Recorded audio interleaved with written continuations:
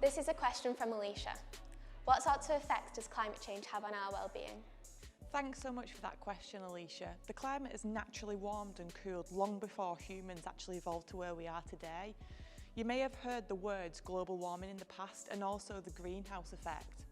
And these are mostly natural processes where solar radiation coming in from the sun is blocked by certain gases that exist naturally in the Earth's atmosphere. So instead of all the heat leaving the planet, the gases create a blanket or a greenhouse effect around the globe. This means that the planet is both warm and cool enough in the right places for life to flourish on Earth. However, human activities are changing the natural balance of the greenhouse effect. Since fossil fuels were discovered and used to create energy, the Industrial Revolution started a period of human activity that overexploited the Earth and its natural resources. Burning fossil fuels such as coal, oil and gas has increased the volume of greenhouse gases in the atmosphere, particularly carbon dioxide, that's the worst one. This means that the natural greenhouse effect is no longer in balance, as the gases in the atmosphere trap more heat and the planet warms up. This is a natural process and we can't actually stop it. Everything we use, wear, eat or drive has had some input from fossil fuels, and as well as releasing harmful gases into the atmosphere, humans are polluting the land, rivers, groundwater and oceans and harming millions of other species in the process.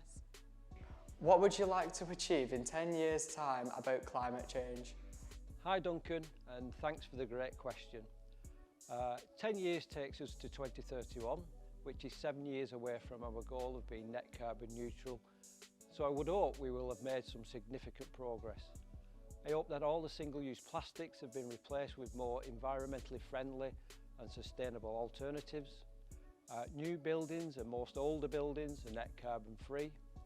Most vehicles on our roads are zero emission, and all fossil fuels are a thing of the past.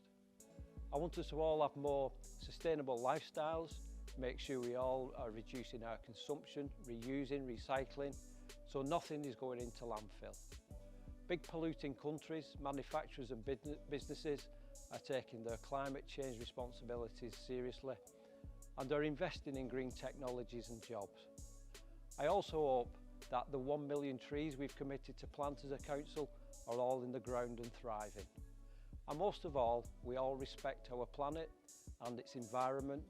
However, this doesn't mean we can't continue to enjoy it. Is there an environment scrutiny panel, and are children and young people involved in it? It is a council-led, non-party political process. Its agenda and minutes of the meeting are published for the information of the people. Children and young people are not involved in that process, which is a formal function of the council. Although as a council we conduct regular big listening events to give residents of the borough the opportunity to give their opinion on issues including environmental issues, including climate change. That feedback has helped the council to formulate its priorities. Members of the press are also often present at scrutiny meetings. This is a question from Jaden. He asks, how are you going to keep young people informed about decisions on climate change? Thanks so much for your question, Jaden, and I think it's really important to bring up how we will keep our young people informed about initiatives to tackle climate change. I think it's clear that young people communicate primarily through social media platforms, and those that are more popular in adult communication including Instagram, TikTok and Twitter. Through our work on environmental education and our close links with the Youth Cabinet, we will work hard to consult with our young people to best understand how they think we should share information on climate.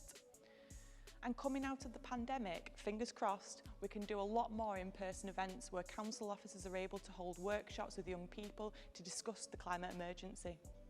Will there be drastic changes and bigger budgets needed to address climate change? Hi Luke, thank you for your question. The short answer is yes. We need significant behaviour change from everyone, including our world leaders, industry, manufacturing, and most importantly from us all as individuals. We need to see carbon literacy as a subject matter mainstreamed and climate change on every corporate agenda across the world. We also need to see big investment in new green technologies such as carbon capture, sustainable energy storage and transport. I think there should be financial penalties for the world's big polluters and invest that money into suitable green projects and education. How can we hold decision-making groups accountable? Well, sir, I think that's exactly what you're doing right now. Wigan Council declared a climate change emergency in July of 2019, and in doing so, we recognise that climate change is the most substantial threat to public health, our economy and infrastructure that mankind has ever faced. We have undertaken this to show strong leadership and work with our communities and partners to ensure that we reach our zero carbon target by 2038 or sooner and to reduce the borough's emissions. Our climate change strategy was adopted by Cabinet in October of 2020. The plan sets out Wigan Council's ambitions and way forward as to how we will meet those challenges together.